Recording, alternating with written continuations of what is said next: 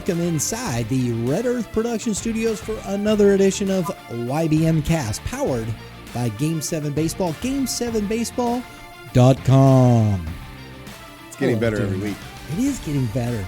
I need a cold, though, or something. Dog, get that bass in there. I got you. Or maybe I can just have Justin throw in some effect on there, when that comes up. Just rumbles. He's a smart engineer. I'm sure he can get it done. We'll figure it out later. And today, from game7baseball.com, we are doing our tournament wrap-up show, and we are joined by Dave Penning. Dave from the big offices, the central offices of Game 7 Baseball. Top of the tower, yes. Is that just a ranch? 1,800 square foot ranch? No, I'm kidding. That's at the top of my tower is. Yeah, exactly, baby. Mr. Penning, how you doing, man? I'm doing great, Brian. Thanks for asking. Mitch, how are you, buddy? Doing good, man. I'm a little late this morning, but my allergies are kicking my butt today. I don't know about everybody else's, but that pollen's got me going these last couple of days. So I've spent the last week or so, I've been outside every single day for many, many hours with the tournament we played in this event that we're talking about today, and then with high school ball. So yeah. I am ready to be out of the sun, and I'm kind of ready for a break. That starts, yeah. I don't know when that break will be. Next Monday, I think. No, we'll be back out again this weekend. Yeah, you playing this coming weekend? We are not. Okay. This is a softball weekend for me, and so the 14U team is off, and then we are coming back Memorial Day weekend. Okay, very good. With Game 7. Yeah. Actually, all of our tournaments for 14U are Game 7. Well, we got the Armed Forces Day Classic coming up, but before we get to that, we're going to start with this past weekend. It was some good baseball being played, big tournaments. We were out at BMAC, and Dave was out on Saturday. Congratulations. His daughter graduated on Sunday. Big ups. You love that one, right? Yeah. Yes. Thank you. Thank you. Thank you. A lot of stress relieved around the old Penning household. Is it? Well, until that first check rolls in, I guess the stress will be still there. Right. There we go. Oh, mercy. But you Saturday were out at Edwardsville. You had the best of the Midwest on the turf out there going on. You had 10U, 11U, and two 12U age division, or you had two 12U divisions. I'll say that way. Impressions from the weekend, man. What'd you see? Actually, it was Friday through Saturday. Friday was really nice, man. This time we were lucky with Mother Nature because there were storms. Pop-up storms all over Friday. Friday was even in jeopardy, but it kind of went around us, and we were able to get all of the 2 rounds in Friday night. And, overnight it did rain a little bit, but it's turf over there. So, yeah, we dodged a few bullets, if you will, and was able to complete it in its entirety. Very good, very good. So let's start with the Tenu. You had a pretty good field there of club teams, the Southern Illinois Strikers, U.S. Nationals, St. Louis Naturals, St. Louis Clutch, and Illinois Gators. And looks like there's some really good Southern Illinois teams. They're coming into those tournaments, and they're winning them, aren't they, Dave? Yes, they are. That team is a very good team that you're alluding to, and we're going to look at moving them up to AAA this week. And that is the Southern Illinois Strikers, the 10U. 10 and the 12 actually. They did very well, wow. And you can see all that archived on our website. I don't think they lost a game yet. I think they're 9-0, so they were really good. And but that 10U, it was 10U and 11U was listed as open, and then we did get enough 12s that were proactive out of the gate, and so we had enough teams to split the division. And anytime we're on turf, it's advertised as open. And if we do get enough, we will split it. However, there's only 4 fields over there, so you're kind of limited on what you can take. And Saturday was a really neat – I posted a little picture on the website. really neat event going on over there on Field 3. So we kind of had to scale back the amount of teams because we could not start over there on Diamond 3 until 1 o'clock. They had a challenger game going on with special need kids and handicapped kids. It was, I tell you, man, that was a really good. I wish all the parents could be like that. I mean, there was just the aura, the atmosphere, the cheering, the smiles.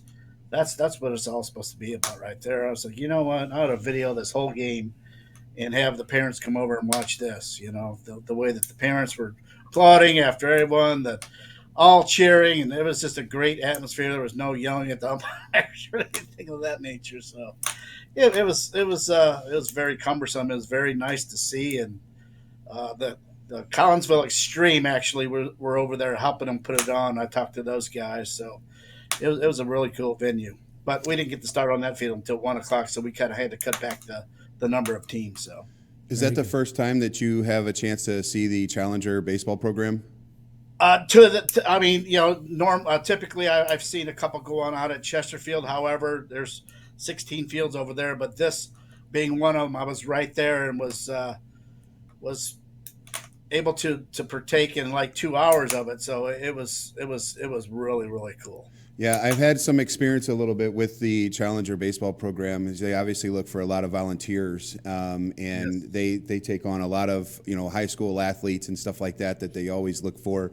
For those of you who haven't checked out or don't know what that is, they obviously have a website. Maybe that's something that you can share on this when you release the show. Yeah. It is a really neat program, and also it kind of brings back a little bit perspective, like you're talking about, the fun that this game is supposed to be at, and just seeing kids that are challenged a little bit go out and get after it, right? That's what's neat. That's why I think it's a great name for their program, and so get out and check them out because it is a cool group. And if you're wanting to volunteer, they love to have teams come in too. And it's a great team bonding experience. It's a great reflection on how lucky we can be playing this sport. So it's more than just volunteering. It is a fun process.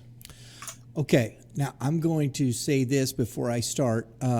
The opinions that are being brought are mine and mine alone and do not reflect those of our brethren sitting here at the table or next to me on the show with, but that being said, I'm going to say this because it's my show, Youth Baseball Midwest. This is what I believe, and I've never been shy about these things. And Dave brought that up. I think, and see, we talk about that, and what Dave said there is so important. Why can't we do that with just the regular kids? 6, 7, 8, 9, 10, 11, 12. It's nice to hoist a trophy, isn't it? It is. We compete because we do, and I believe in teaching how to win. I really do. I believe in those things very much.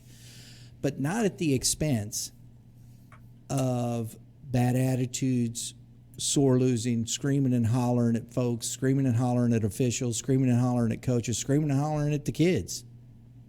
It's just not productive. Go out, enjoy the weekend, support the athlete. Teach them about the attitudes of winning because there is no guarantee in any sport that anybody can win. There's no guarantees to win. None. All you have, and what we need to teach these kids is how the attitude is when they come, that they have the opportunity. And the opportunity is only there based on the work that you put into it. And let it go from there. Enjoy watching your child play and go on down the road. Okay. Can I say that that's your public service announcement for the day. Can I share those opinions? Yes, you can. Okay. They're mine and only mine. It's not my show. I'm just kidding.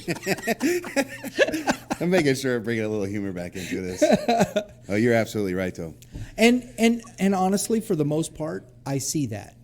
Honestly. There's a huge percentage of the folks that go out there, that's the way they feel. But there are always the smaller percentage that make it crappy for everybody else. And that's so if you're listening to me and the shoe don't fit, don't put it on. Yeah, because there were some parents that actually came over, were videoing it and taking pictures, and they expressed their sentiments as well and said, "This is the way it should be." And I said, "You're absolutely right." So Exactly, Dave. Exactly, man. So, and I don't want to put that on these two guys. This is me, and Dave was just expressing what he saw over there, and that's just the way it is, you know? So, Southern Illinois Strikers, congrats to them for taking the championship there. They beat the St. Louis Naturals in the championship game. 11U had another good field there, Dave. St. Louis Pirates, Naturals, Hawks, St. Louis Thunder, Missouri Gators, Midmo Fury, and the Greyhounds. I've seen that Greyhounds team. I think they're out of Chesterfield, aren't they? yeah, they actually did very well in our World Series last year at Tenu. I think they won at 10 AA. Yeah, I So think it you're was a right. good mix of teams. Like again, here it was listed as open, and you know, the one that we did split was the 12s. But like I said, that they were proactive and they had the most numbers coming out of the gate. So that's the numbers allowed us to split them. But yeah, that 11U bracket was very good as well. Yeah, and you see some disparity in scores, but for when you got into the championship bracket, you had a 6-3 ball game, 6-2 in the quarters. The semifinals were pretty good. A 7-6 ball game. The Pirates beat the Thunder, and then the Pirates beat the Naturals for the championship. That one got away, but again, I think that goes to what we see on a regular basis, where teams may just not have the same amount of pitching as others. We talk about pitching depth, and I think that's really where it goes to a lot of times, personally, when you see some of these scores that get late on Sunday. Who is that 11U Naturals team? Coach Taylor, I believe it was. No, that's No. Taylor's the 10. 10, that's right. I'm sorry. This is Bishop. James Bishop. Yeah, Bishop. sorry. And they're out of But you're Hills. right, though, Brian. That's right. Everybody, there are teams out there that are right on the bubble. For instance, Jason Ree's Hawks team, they can hit the snot out of the ball. However, depth wise, if they got a couple of their guys out there in the mound, they could probably hang with anybody. But once you get into the longevity of a 4, a 5, a 6 game a tournament setting, that's where that's what separates really the classifications is the depth, and you're spot on with that. And that I love to hear that because the tournament directors understand this. I think a lot of parents need to really come to this conclusion, understand where you're at and where you're competing at a double A level, as Dave is talking about, where you separate those classifications. I think it's tremendously important. We talk about it all the time. Yes, we do. We talk about it at the high school level. I mean, It don't stop, right? It doesn't. Does it ever change. actually really stop, even at the highest levels? It's No, still- it doesn't. Dave, you're aware of this. I mean, you were a pitcher in college. It's the same thing, isn't it? Yeah, it is, and we do our best, like you guys alluded to. And as a matter of fact, that you're touching on this topic right now, I just filled a couple of emails with inquiries about a couple teams, and we welcome that. That's part of our job. We're not taking it as an insult. It's a business for us, and we treat it as such. And they were very nice emails. They weren't very stern, abrasive, or whatever. And we take those and we listen to them and we look into them. Heck, we have over 4,200 teams in our system. We can't. We would never get anything done. Not that we do now, anyway. But it'd be very time consuming. But we rely on coaches and teams to kind of like do their homework and shoot us an email and say, "Hey, look into this team." And that's what's nice about our website. You can go in there and look at the history of all the teams and who they played, and it'll show you right then and there. So, yeah, I thank everybody who sent those nice emails. Well, we know there's some on Facebook, that's for sure. Oh my gosh, man! I mean, I just got Dave all fired up over there. I didn't mean to do that. I try to. It's interesting now that I'm on this side of the fence, which I feel like I have some sort of ties to Game 7 now. All of a sudden, I'm just here for the good looks on the show, and so yeah, just kidding. Everybody says I have a voice for radio, but not the face for TV. But I remember I talked about it last week. Dave had come and said something to me about a couple of teams that we had played out over in O'Fallon, Illinois, when we got moved from over there. And I said, that team was just, he talked to me about a particular team. Should they move up to AAA? And I was like, I think they're a really good AA. I think they're an exceptional AA team. I don't know how they would, play against a high-level AAA team, or if they found a AAA major, because they still made the same mistakes my group did. Yeah. And so, again, they were good. They were big. They could hit. Was that the difference? I have 13-year-old kids. They have kids that are 14 turning 15. I have 13 turning 14. There is a size difference on that field, and I thought they were just a really good AA team. We can allude to this, and this isn't any offense, because and I think these are the dynamics that are difficult. You can correct me if I'm wrong, Dave, but it goes to that. Then also, you have different levels of coaching. No offense to the guys doing it, but you have guys that are better at coaching than others. It's that way across the board. There could be a guy out there doing his best, working hard, putting in the work, doing what he knows to do to help the kids.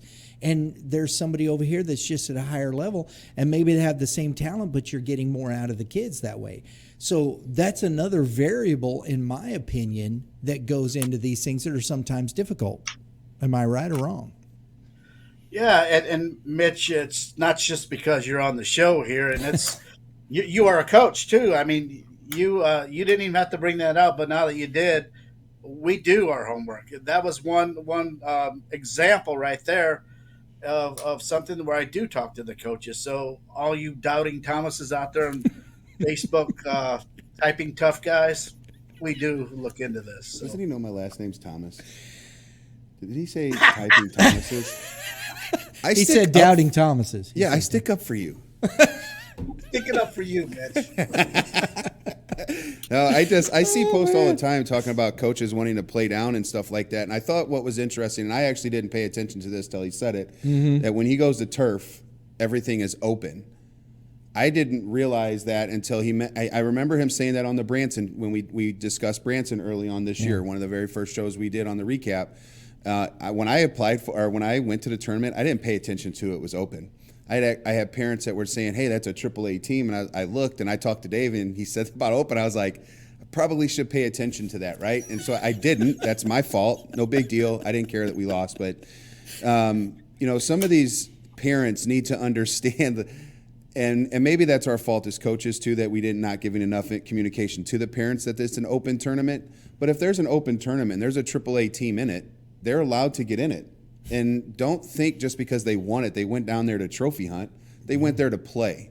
Mm-hmm. Stop. We have to stop that game. It doesn't matter how good a team is. How about you tell your son to put in the work to be like that kid or something else?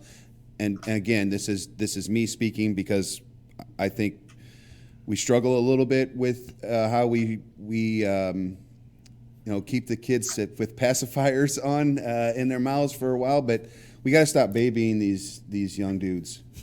There's kids that can play. We have to stop carrying their bags. We have to stop doing these kinds of things.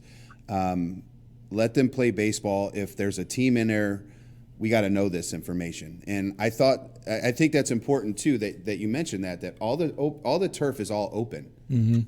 That if for those who watch the show that are coaches and parents, now you know. So if you play on turf, you expect that you could see a single A team or a AAA team. You do that all right now just because the amount of fields, correct? Will that be the way it is in the future too, Dave? Well, you gotta consider all the variables here. I mean, that number one, there's a price difference in the rental of the facility. So if and then it's first come, first serve, and we don't hide anything. Everything is available on their website. People just read and hear what they want to hear. If they really looked into it and did their work, we don't hide anything. What are we going to get by hiding something? You're just going to get yourself into trouble. Everything, we're open book. It's all out there. Branson, we're going down there this weekend, and the schedule came out, and lo and behold, people, I didn't realize. Well, it's funny now that the schedule's out, you paid attention to it, but it's Mitch and Steve Taylor with the Midwest Mavericks. Both are quote unquote listed as AA. They went down to Branson last month. They did extremely well, and there were AAA teams in there. And sometimes your kids are only going to get pushed to the level of their competition that they're playing. Heck, I think Steve's Mavericks took second place. They did, yeah. Mitch, you fared well in there too. Like you said, there were a couple bad innings that you had, but for the most part, you were right there with those guys. Yeah, you notice. I will notice some of the differences is speed. Things like that, depth of the teams that we've talked about. But at the end of the day, it motivated my guys, and I think that has to do with the coaches, right? You just alluded to that just a minute ago. Those coaches have to know how to flip that into desire now, and so that helped my group. This past weekend was tough for us, but again, I did not know that going in because I did not pay attention. When I went back to look, it was right there. So it is absolutely available to you. And what I like about Dave and Dave, they both will respond, and it's very simple. They don't want to go back and forth. It is very fair. I love it. I encouraged my group to go there. I think I'm the only group that I think maybe my 16U team is playing in there a little bit.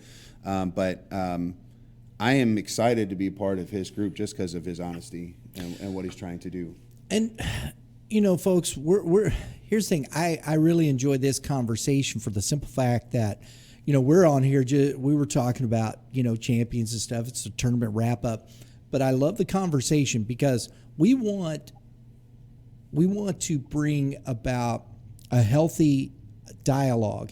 And as I think Dave is saying here and stating what we've been talking about, this is what we need to do within youth sports. There has to be a healthy dialogue, because if we're going to create a good, positive environment, we have to understand what's from the coaches to the tournament directors to the parents, how everybody understands, and you can't do it. I love what you said there.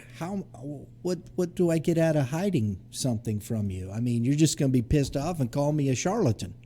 Well, he's going to lose business. He'll lose business. Yeah. And that's what I'm noticing in other areas is business is being lost because of not even just lying. Bad practices. Yeah, not even lying. It's not that they're lying. It's just they're not forthcoming, I guess. Yeah. And so it's here's your information. Yes. Pay attention, Coach Reed. That's why I looked at Branson. And when I was coaching and everybody done that, I always would go in, and what Dave alludes to with the homework, I would go look and see what teams I was playing and see what they did and fared and how they fared against it. Because then, too, it helped me kind of say, if I have that information, I know my pitching staff as well. I can kind of line up my pitching staff. I can kind of line up my pitching for the weekend. You got these guys coming out there and going, okay, who am I going to throw? Well, I don't know. You saw the teams. You saw who they've played. Do you have common opponents that you've played? And you go, oh, man, they beat that team and that team kicked our butt. That's relative. Well, on the heels of that, Brian, like you said, you as a coach or a team administrator really need to pay attention when the schedule does come out, because we don't cookie cutter a tournament. It changes literally week to week, because there are some, depending on the number of teams and field space, where everybody may make it to the Sunday bracket. There's some where if you don't make it in the top 8, 6, 5, whatever we have allotted for, you're not going to make it. So you as a coach need to go in and do your homework, pay attention to that schedule, not just the pool play and the bracket play, because, one run against you will, unfortunately maybe cost you a lower seed and put you in like a silver bracket or a 8 versus 9 or something to that nature. It's not a cookie cutter bracket every weekend. So coaches, team administrators, be on the lookout for that as well. Yeah, and I know that we're trying to get through wrapping up Edwardsville. I love this. This great conversation. This is what happened to me. We talk about this all the time on here, is how do you manage your roster going into a weekend? And, last week we had the one day out there. So obviously it was like kind of a round robin leading into, I guess, the 2 top teams that played. So I threw my aces right away, trying to get through that tournament to get me in that position. This weekend, I thought I could get lucky and go 1-1. And so I started one of my good pitchers, but I didn't throw my best guy. And it ended up coming back to haunt me, because had I gone 1-1, I still had to have certain amount of runs allowed. that I had to protect, and we failed doing that, and we ended up in the 6-7 game or 5-6 game. I think it was 6-7 game for us. I think so. At the 14U side at BMAC, but my ace threw on Sunday. He threw the one game, trying to get at least a W on Sunday. But you're correct. You have to pay attention because as you look through all of these events, like the information you give, the pitcher's pitching, you see how many innings they're going. You can see how deep they're getting. You can see, obviously, runs allowed because the information's there if you just do a couple of clicks. But again, like when we faced that Rogers team that weekend out in O'Fallon, Illinois last weekend, we beat that team. That team just had participated in the finals, and we threw our best guy out there thinking that's what we had to do. They did not, and we won. So it is crucial to get a win. Absolutely. And I'm learning that right away because I finished in the 5-6 or 6-7, and I didn't have a shot. And so, does that motivate kids to get up at 7 o'clock in the morning to get to a ball game for at 8 o'clock to warm up for a 9 o'clock game when there's nothing else after that? I'm not trying to be mean. How many kids are 14-year-old kids want to get up that's what you gotta. That's where it just becomes, in my opinion, why are you playing the game? Then it's a matter of pride. Am I going out here because I'm going to go out and compete? What is it? What is competition? When there's no trophy involved, it just has to be for the love of the game. It has to be because I want to be a better baseball player. I know I put myself in this position. Now we're talking about accountability. We're talking about perseverance. We're talking about a true competitor. And those are the things that we don't instill in these athletes. And then all of a sudden, it's a Sunday morning. It's like, oh, man, do I have to go? We're just playing one game. Then why are you playing baseball? Why were you playing the 2 games before? I will tell you that I was proud of my group because they came back on Sunday prepared to try to win that game. And there you go. And once we get to that 14U side, we did compete in that game. It was actually played very well up until that a kid hit a bomb off us. So it was a 2-1 ball game for most of the because game. you were playing Shadow's group, who's was banged up. They had a tough time. They came into that kid broken hand. In fact, the kid that started the week before, we'll save that one. We'll save that one. We'll get to that. I'm getting ahead of myself. I was too. It's just you get into having good conversation, and then you don't want to. That's what I love about this, and I appreciate Dave coming on and talking talking with us about these things. And we're just trying to bring about a good quality conversation while we're talking about this. And this was not where I was taking the show, just going to tell you, but it was great. It was just organic. That was really truly organic, folks. That just came out of the conversation. So we hope you enjoy it. Take it for what it is. If you like it, don't like it, please comment below. We'd love to hear what you have to say. Or maybe not. I don't know. But the Southern Illinois Strikers, as in that 12U bracket, they took home the championship against the Missouri Redhawks. They went undefeated on the weekend as well. And it was the Troy Outlaws, Missouri Redhawks, Rawlings Tigers, Dearborn Squad, Mo Gators, Coach Martin. The new Midwest Mafia on that side, St. Louis, evidently we got a new club down here. I didn't know the Midwest Mafia had moved down south from up in the Chicago area. I love the laugh. Now, you want to talk about a good division, Brian. That was a solid. Now, that was definitely higher in AA baseball right there, 12U.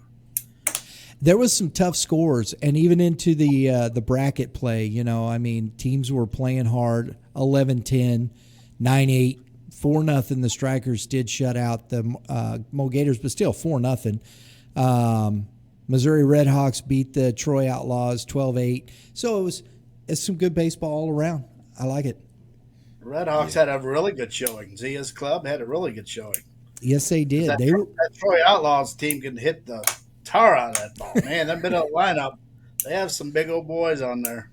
And they were 2-0 going into the bracket play, so they were the 2 seed. So that's impressive. Missouri Redhawks getting it done there, beating the 2 seed there.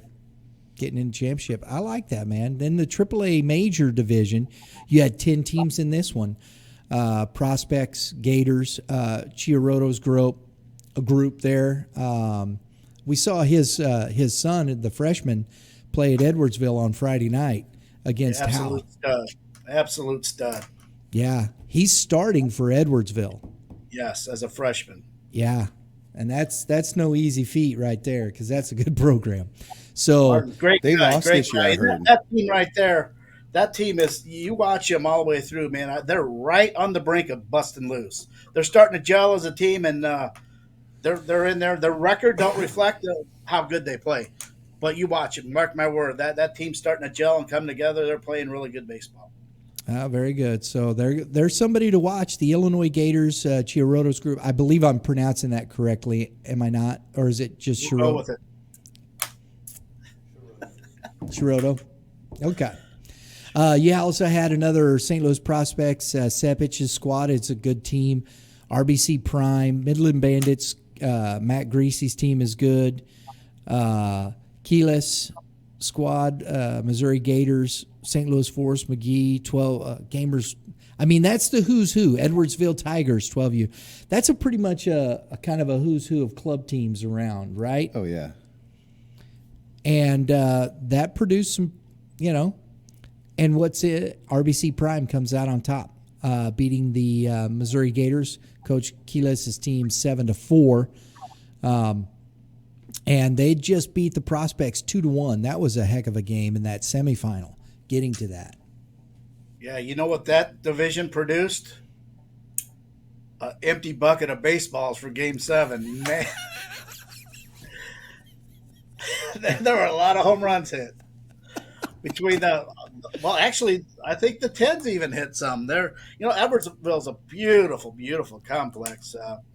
But some of the young men took advantage of the short porch over there, and they were leaving like bottle rockets over there. It's like $7 And a not ball. returning, by the way. Yeah, I know, and I know Dave's saying, but that's cool for the kids, isn't it, man? Yes, it is. I mean, that adds to it. And then over there, I don't know if you guys have ever been over there, but it's like a pod, and then they have a roof, but it has a storm gauge to where, like, if the winter comes along, the ice slides down. It has like an icebreaker so it don't like slide down and hit people. So anything that goes up on that roof, it gets stuck on that little barrier. So at the end of the night, I said, hey, the guy, I'll give you $5. You go up there and get all the baseballs. I think he got like 38 baseballs down for me. Oh my goodness! Yeah. None of them. Like I said, waterlogged? I was out of used baseballs, man. They were flying out of the ballpark over there. That's that warm breeze day, man. Get it up in the air and let it fly. There you go. Wind's always blowing out. Well, we were going to do a little bit of some of the middle. We're going to kind of forgo that because we got into some really good conversation. I want to get over to the local tournament here, Midland Invitational. Just remember, you guys they were in Kentucky again today, the spring championships. Q-Town. I'm gonna give a championship shout out to some of these guys here at Q-Town.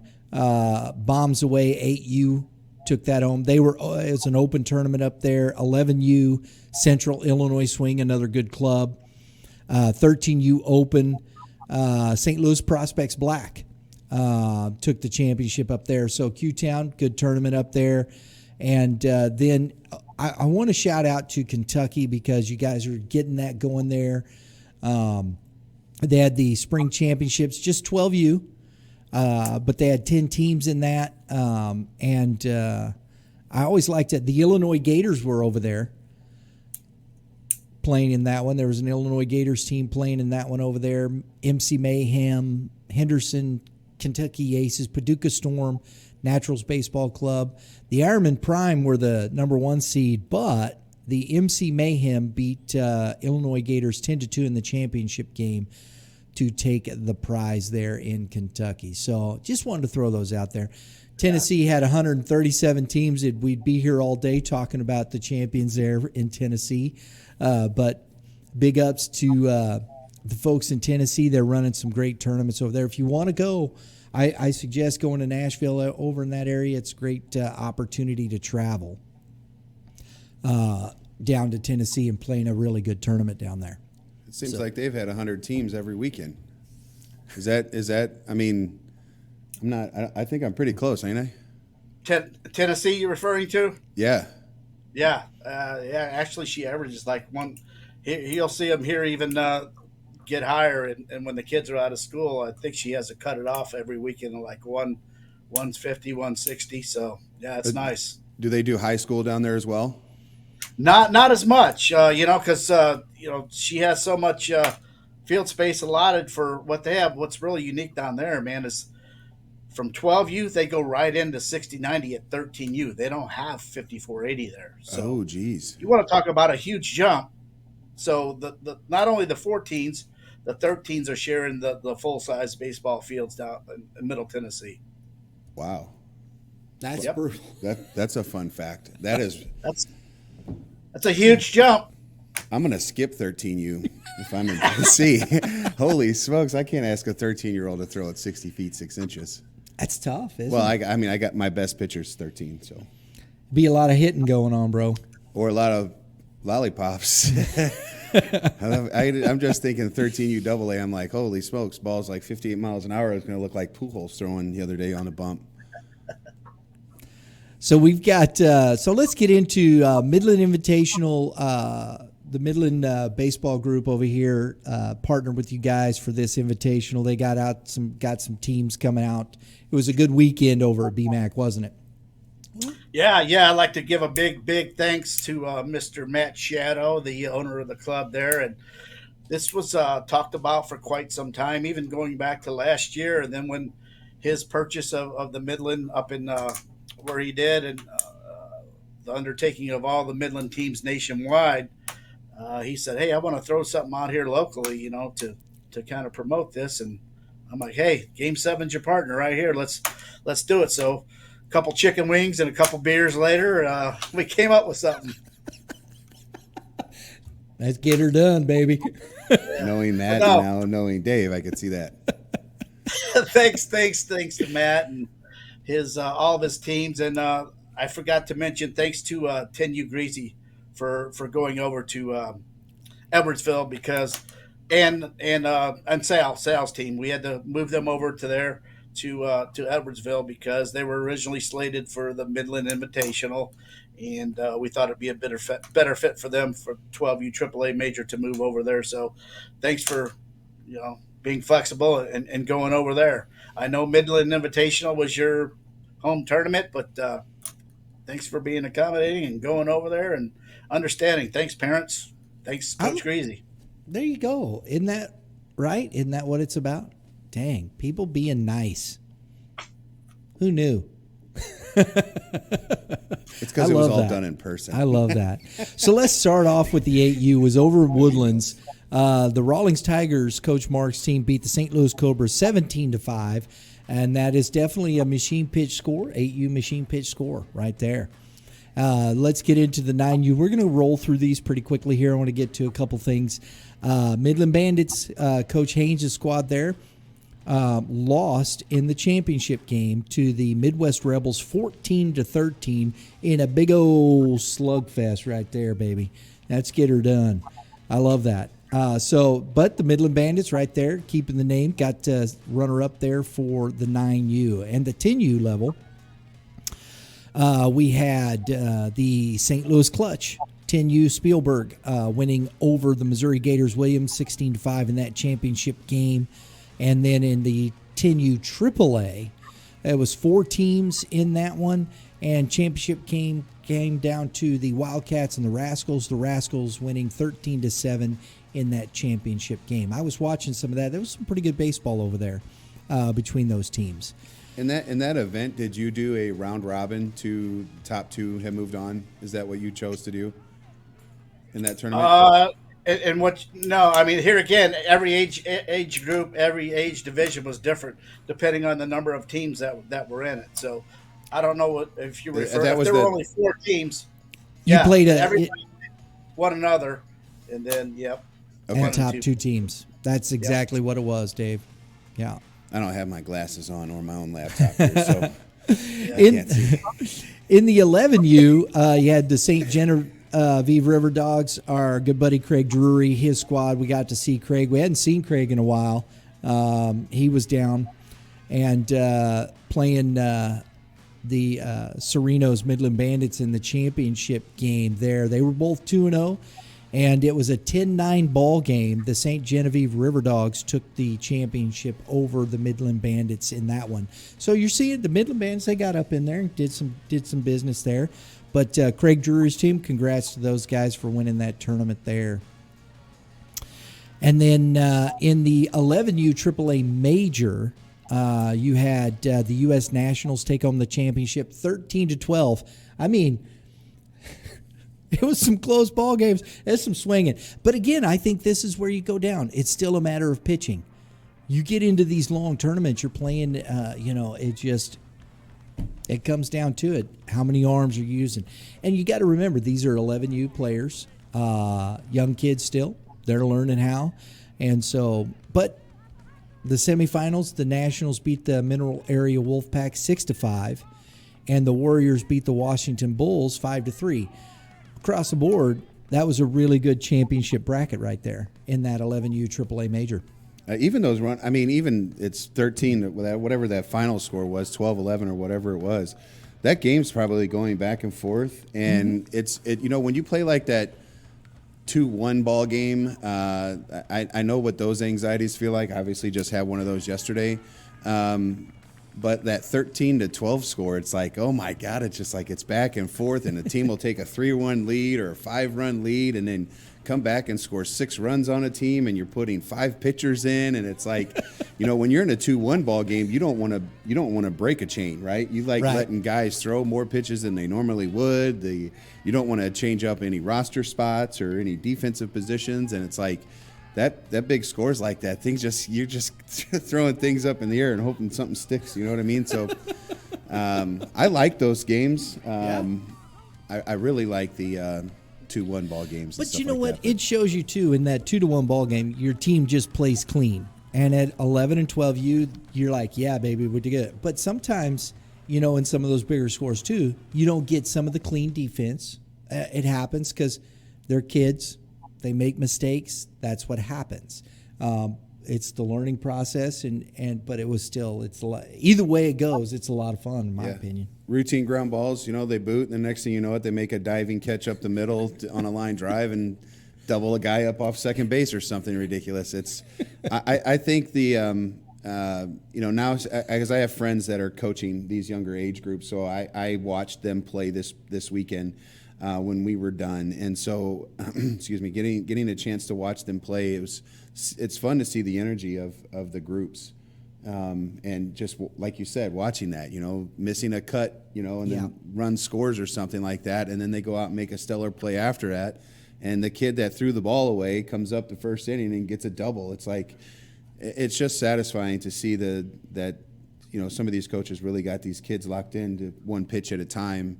Taking that deep breath after they make a mistake to recover. So absolutely, it's cool. Even at this young age, I'm seeing it. And this goes down all the way to watching 9U this weekend, watching Mayor's Bandits group over at Woodlands. Yeah. Midwest Rebels had a good weekend too out there. Midwest Rebels took the championship at the 12U AA over the Illinois Gators Pasquino squad. I believe it's Pasquino. Going with it. 4-3. Another good championship game, 4-3 in that 12U AA division. The 13U AA, you had a big field with 13 teams in that AA, man. That was a big field. That's a lot of teams, man. Can you start with just bracket pool play real quick? Can you go back up to the top? Yeah. I know that people can't see that. 2 runs allowed or 3 runs allowed? Yeah, 3 runs against for look Bears at how many baseball. teams are single-digit runs allowed. All the way down to number 5. Bears baseball, St. Clair Stars, Recruits, Knott's team, SI Shockers, and the SI Prospects, Team Jordan, all allowed single digits in runs scored. So that's pretty impressive right there. I think that's good. That's a great point. It's a good catch right there. Well, bro. you see, just again, scrolling through, like Dave suggests, scroll through and see what these teams are doing, and this is just your pool play. And again, you can formulate a plan if, because you're seeing, like, there was one that maybe was 11U or something like that. I saw give up 4 runs in pool play game, but they gave up 11 runs in their first bracket play game. Yeah. And I love the fact of what I'm seeing here. You got, Bears baseball, not quite sure. Do you know off top, Dave, where they're out of, Bears baseball? I think the Baldwin area. It's yeah. They're not a part of the St. Louis Bears with Floyd's bunch. They're separate from them. They're in like the Baldwin area. So kind of an independent team, I would imagine, and Correct, the St. Clair Stars, probably a similar thought process. Swansea, Illinois, 13U. I love to see this because the St. Clair Stars, they played really good baseball, beat the Southern Illinois Shockers 7-6 in the championship game. Again, good baseball for that group. A lot of good, solid teams in that 13U AA division. I like to see that. AAA, 13U, had some really good teams. These were a lot of solid baseball teams. Randy Manor's Missouri Gators were the number 1 seed. But then everybody kind of beat each other up a little bit in the middle of that. Recruits was 1-1. Midland Bandits, Hewlett was 1-1. Missouri Sticks 1-1. St. John River Dogs 1-1. The only other team, the Missouri Gators coach Rout, was 0-2. But then, look at these semifinal games. Missouri Gators lost, and they had beat the Missouri Sticks in pool play the day before. I saw some of that. But Missouri Sticks come back, beat them in the semifinal 5-3, and the Recruits lost to the Midland Bandits 6-4, and then the Missouri Sticks come back, won the championship 13-9 over the Midland Bandits, Coach Hewlett's squad, in the championship game. That was a really good field of teams too. It's a lot of good, solid baseball in that one. So, big shout out. It's my dude, does my play-by-play. Mike Morgan, Mark Gerard. They're good folks. Yeah. Yeah, that division, that 13, was played up on the upper half, the north side of BMAC, which is perfect for 13s up there. Yeah, because the field size is, I think it was 310 up there. It's that softball field. And yeah, that's perfect. And the infields are cut out just enough for the 80-foot pegs in there. So yeah, they really enjoyed it. We got some nice compliments, and thanks to BMAC. Park was pristine. Grass was cut nice, not like some other park. I won't mention any names, but yeah, that was got a lot of compliments on BMAC. Caps off to those guys, Evan over there, his staff, Rob, the field guy. They do a great job over there. They take great pride in their park, and it shows. So we thank you guys for that. And to your point, Dave, I love that because that's the first time I've seen youth baseball. You hit the ball on the ground through, and if you don't get it cut off, it goes to the fence. That's that Bermuda grass up there. A lot of people think Bermuda is easy to maintain. It's not. It is not. And Rob up there does a great job. Like I said, everybody appreciated us being back in BMAC, and so are we. We were very appreciative of those guys because they busted up there. They do a really good job, and their park is really clean. And a lot of people like that air-conditioned concession stand too. Yeah. You get one on the other side. It was funny when I saw Brian down there. I guess Saturday, and when we got there, and I played ball there just a few years ago. Last year we had our freshman team had played the Patriots homeschooled high school team used that field, and we got to play on the skin field that 14U was field 1 was playing on, and it didn't have a fence last year. So clearly they put up brand new fencing up there. It looks like they put the new fencing up on that side on the other fields. They used to have that little green monster look, the one that was right next to the concession stand, maybe field 3. They actually shrunk that field a little bit to be a little bit more, playable for the younger age groups. And so they have also put a ton of money in. And I just played on this a year ago.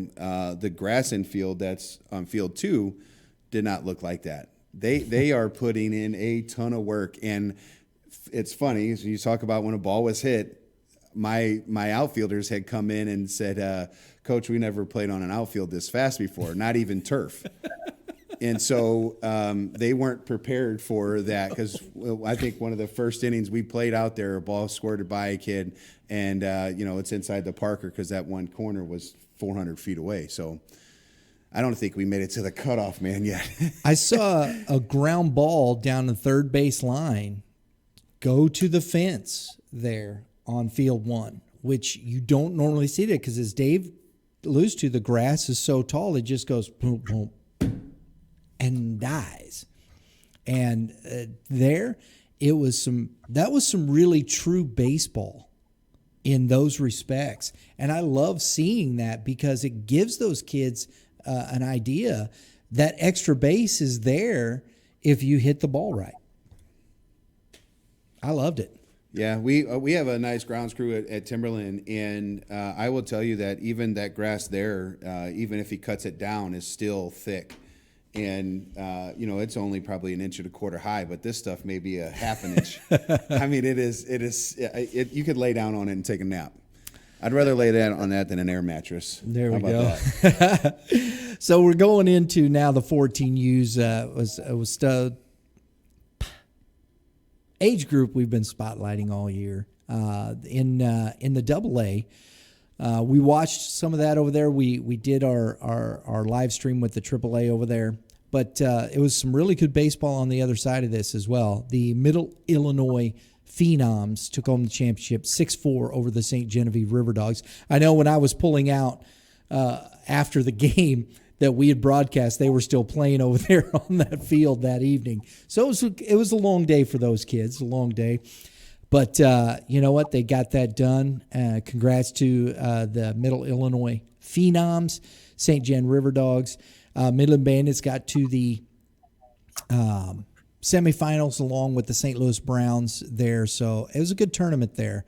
Good baseball being played. Oh, hey, hang on. Before you go. Did you see that? I hope you saw that. 0 runs allowed. Yeah.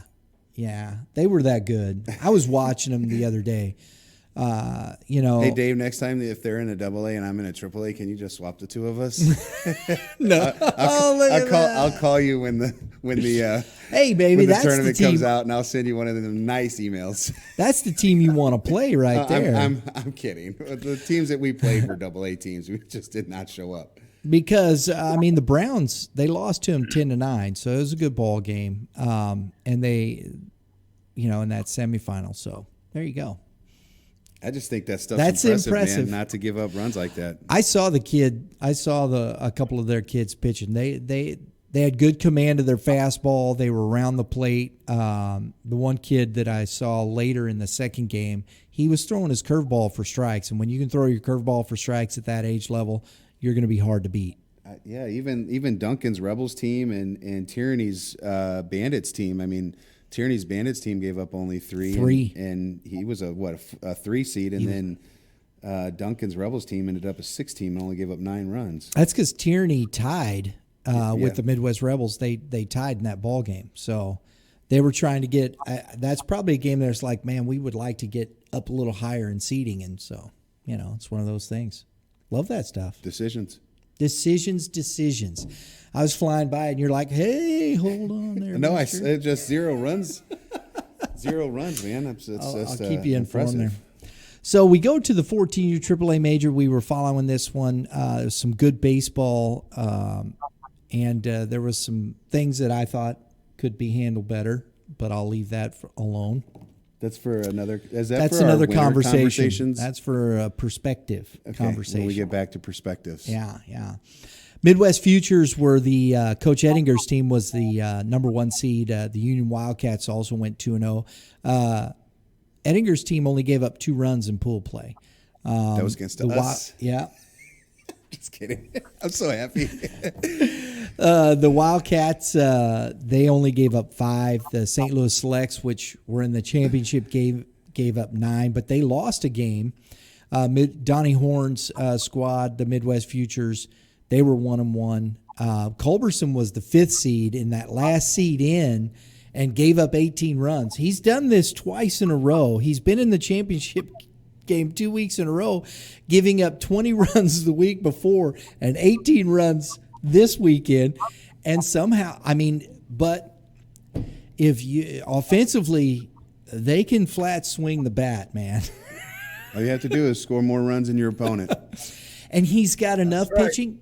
Yeah, he's got enough pitching. He gets through. So, Coach Shadow's team was a little undermanned all weekend. So he was. Well, then why don't you say who was really undermanned or under something? Because you still got one team left. You know, the Tribe. That's my group. It's okay, you guys. Hey, man, it's what it is. I'm just saying it. Hey, what we it scored. is. We scored 2 runs. I know you off did. Ettinger, so you did. And actually, to be honest with you, that game was much closer in the first 3 innings than it was that final score. So we actually were tied with them for 3 innings, 2-2. Donnie's team, Horn's Futures team, they no hit us. They had a little crafty lefty. He did not strike us out. I think we struck out twice. We couldn't find, we hit it to somebody. Couldn't popped barrel up. it, right? Couldn't barrel it. Weak contact. So he pitched to contact too. Yeah. So we got shellacked. That's the word I'm going to use. But we had a good weekend. Like I told you, we played we had the which he had discussed earlier about the 6-7 matchup being that you're not playing in the championship bracket, you're playing in a consolation bracket. Those boys came at 9:00, and I said, "This is how you can make up for day one." They came and they played really nice. Shadow had brought out some good 2 really nice arms, 2 right-handers that threw some cheddar. So there you go. It was fun. The semifinals, Culberson got out of he was in that early bracket, beating Coach Horn's team and then beating Ettinger's team 12-3. That kind of got away from the Futures there later in the ball game, and they put up some runs. The St. Louis Selects could hit the baseball as well. Both the best hitting teams were in the championship game. That was what I saw. Both those teams, the Selects, they had a couple of big kids, could really put the ball in play, hit the ball hard. And that championship game showed it. It really did. Because both the pitching on either side wasn't horrible. The starter, Cale Schomburg, for the St. Louis Selects, he wasn't throwing bad. He had a decent fastball. His curveball was working. His changeup was a little off, but when they barreled him, when they got that fastball, they didn't miss, and that was the difference. The leadoff hitter for the Apaches, Christian Naust, came up with a runner on and hit a missile out of the ballpark. I mean, just crushed it. That ball got out hot, quick, and in a hurry. That's the way I can explain it. And it was a line drive. It hit on top of the levee. Left field or right field? Left field. That's a shot. That field actually plays a lot bigger. Obviously when you're in there and you're looking at it, it's like, oh man, that's not too big. And then you go hit a baseball and it's like, oh, you got that one. And then, 3 hops the fence. You're like, well, maybe it plays a little bit bigger. And I think it's the color of the fence in general. So, it's a bright, shiny, brand new fence. And it gives this illusion. But again, like some kids hit some inside the Parkers. I'm sure a lot of those happen because of the grass over there. And these boys can swing it. So, we have played, like our group has played on some shorter fields over the last couple of weekends. So we would take away a lot of the duck farts and Texas leaguers that would be hit against us. And without making adjustments on my end, we started the games off that way. Yeah. It didn't happen. Wind was blowing out that direction. And again. So congrats to Coach Culberson for that's 2 weeks in a row in the championship game. He won this one. He lost that one. He's got a first and second place. His team played very well. We're going to throw up some interviews here real quick as we finish this. So we had a lot of fun. It's been great, Dave, doing these championship games. Had a lot of fun calling these games, and people are enjoying it. We're getting good viewership. We want to thank the viewership, the people viewing, watching the game. We do appreciate you tuning in. And we got one more. We got another one coming up this weekend at the Armed Forces Day Classic. So we're looking forward to that one as well. That's at Ozzy's, isn't it, Dave? 14U will be the Aussies, yes, sir. Yeah, so we haven't tried streaming there yet, so hopefully. Is that because the first weekend you were out there, it was like 11 degrees? I don't know, bro. We were there for that one. It was cold. We were bundled up, drinking coffee. It was cold. I didn't even know it was you when I walked up because you were so bundled up. This is all I could see. When you got up there with your face. Happens, man. Eyeballs, I mean. It's early. It was cold. Dave, last thoughts, bud? No, it was a great weekend. Man, we were extremely lucky. Even in Kentucky, Dave experienced a bunch of rain Saturday night in that Ray Jones family complex there in Greenville. Man, what a hidden gem that is. Tommy there, again, another grounds crew guy, takes great pride in his park, and it shows. And they had a lot of rain overnight, and it actually rained into the morning, but didn't miss a beat. Games went off on time, and they were playing ball right as scheduled. There were still puddles in the parking lot, but they were slapping leather at 8:30, 9 o'clock in the morning. Wow. I love that stuff, man. Big ups to that. We love everybody that's part of this. Dave, appreciate you always, man. Really enjoy this, what we're doing here with Game 7 baseball. It's a lot of fun. I think the parents are enjoying it, getting to see some of these things. We love the highlights. We're having a lot of fun. We got another weekend. We got a couple more. Looking forward to the World Series. Yep, I'll be there at the World Series. I want to give another shout out to our umpires. We were blessed to have some good umpires again this weekend. I did try to recruit some, Dave. I'm sorry, high school needs some umpires, so I was trying to sneak a few umpires. At least he was honest. We need them desperately. Get some of your. No, so you don't play during the week. That's the thing. No, you don't play during the week. Yeah. Yeah. Well, let them know that. Let them know that high school rates are going up next year, and yes, they are. I was talking with Billy Buchanan. Yeah, and let them know. They are going Please, up. some of your young guys. Middle of the week, that Tuesday. There you go. That Tuesday, Wednesday, Thursday stuff. Plus Dave's like, man, look at his face. He's like, what are you doing to me, man? I'll take you to dinner. Is that? I can't do that, can I? No. Can I take him to dinner? No, I can't do that. No. Everybody think trying to get in. You're killing him, man. Well, we were going well, and then you ruined it. I won't take you to dinner, Dave. All right, we're going to wrap this up for Mitch. Before I try to swindle anything else. Recruit any more umpires. Hey, who's your UIC? I'm just kidding. Dave's. I'm gonna get it. I know I'm in about 30 seconds when we cut this off. Dave's gonna send me a text. No. I'm kidding, but only 50%. Wait till you see who you have next game, Mitch. Oh, buddy. Hey, we're dropping out. Can we play 13U? Oh man, folks, thanks for tuning in. Stick around here for the. Oh, excuse me, man. I'm sorry. Are you flustered? No, just stick around for the for the videos. We'll see you next time. I have Cale Schomburg, player of the game for the St. Louis Selects in this championship game. Cale, you pitched a heck of a ball game today. Yes, just sir. come up a little short. Sir. Thank you. Just come up a little short, didn't you? Yeah, just a little. What were you? How was everything working for you on the mound today? Everything was going good. I was just, after that first inning or first two innings, they were starting to piece the ball, so I was just trying to hit my spots, make sure didn't leave anything over the plate so they can't hammer it. Yeah. They did hit a few hard on you. Yeah. But overall, I think you battled hard. You took a couple off the ankle, one off the arm. I mean, you were battling all day. How are your players helping? How are the guys helping you stay in the game? We're rough in the field, but it's okay. Everyone makes mistakes. I've had them before too, so we'll just have to go get them next time. I love that, man. Team first. Yes, sir. Love that attitude. Hey, great game today. Cale Schomburg, St. Louis Selects, our player of the game. Hey, we're here with our tournament outstanding player for the Midland Invitational, Mason Lostutter. He came into this game, I think it was in the third inning, wasn't it? Second, maybe. Second, yeah, somewhere in that or early in the ball game.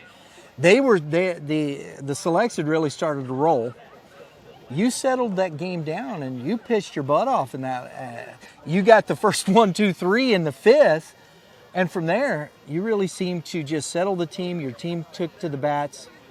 What was that for you coming in? I mean, I just had to get through the bases loaded in the 2nd inning, settled down, and then just kept mowing them down. And then my teammates helped me come back because I didn't do anything at the plate, so they helped me get the offense going. I held them down, came back and won. We were down 5-0. Yeah. Coach said you'd been hitting really well, but sometimes you're on the mound. It takes a little focus away from the hitting, doesn't it? Yes, sir. It's just like you're thinking at the plate, thinking about what you just did the last inning. It takes them off you. But I loved what you did on that. You're struggling a little bit with your off speed. Yeah. But you were hitting your fastball, and they had trouble barreling up. You got a lot of fisted, you got a lot of pop, you got a lot of soft contact, didn't you? Yes, sir. Just the curveball or the changeup was just not working for me, so I had to resort to a slider and a fastball, and I was jamming a lot of them. But yes, worked indeed, for me pretty well. It did work for you, and congratulations, got the win. Great stuff out there. Congratulations again. Thank you. Mason Lostutter, folks, our tournament outstanding player for the Midland Invitational.